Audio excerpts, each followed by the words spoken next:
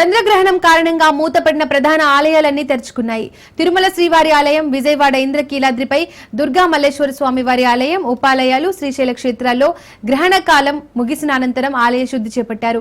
అనంతరం మూలమూర్తులకు ప్రత్యేక పూజలు నిర్వహించి నైవేద్యాలను నివేదించి దర్శనాలకు అనుమతించారు. గ్రహణానంతరం విజయవాడ దుర్గమ్మ ఆలయం తెరవడంతో భవానీలతో ఆలయ పరిసరాలు సందడిగా మారాయి. శ్రీశైలం ఆలయానికి భక్తులు పోటెత్తడంతో గర్భాలయ అభిషేకాలు, సామూహిక అభిషేకాలకు తాత్కాలికంగా నిలిపివేశారు.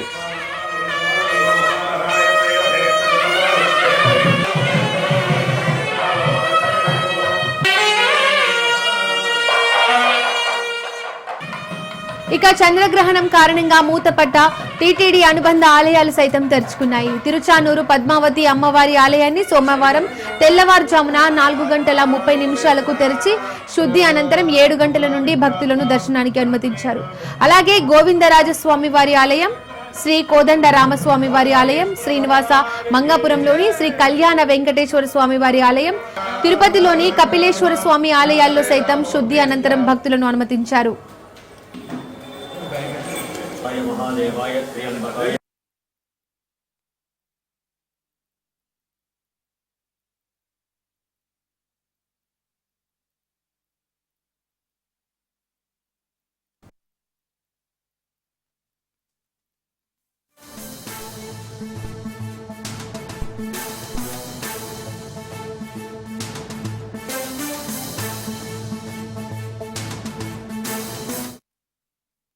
చంద్రగ్రహణం ముగియడంతో తెలంగాణలోని ప్రసిద్ధ పుణ్యక్షేత్రం వేములవాడ రాజన్న ఆలయం తెరుచుకుంది. గ్రహణ మోక్షానంతరం తెల్లవారుజామున 3:45 ఆలయ అర్చకులు స్వామివారి కళ్యాణ మండపంలో సంప్రోక్షణ, ఆలయ శుద్ధి అనంతరం రాజన్న ఆలయ ద్వారాలను తెరిచారు. స్వామివారికి గోపూజ, ప్రాతకాల పూజ నిర్వహించారు. భక్తులకు 7 గంటల నుండి భక్తులకు దర్శనం కల్పించారు.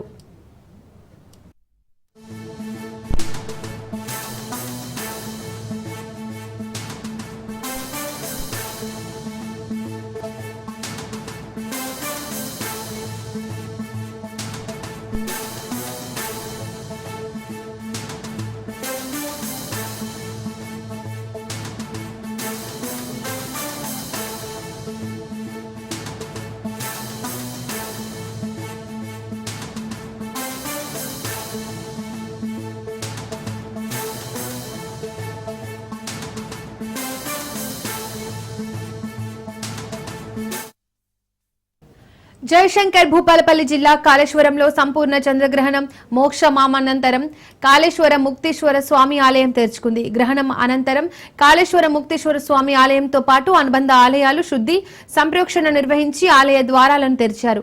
అనంతరం స్వామివారి దర్శనానికి భక్తులకు అనుమతిచ్చారు. యాదగిరిగుట్టలో ఆలయ ద్వారాలు తెల్లవారుజామున 3:30 తెరిచారు. అర్చకులు సంప్రోక్షణ నిర్వహించి నిత్య కైంకర్యాలు పూర్తి చేశారు.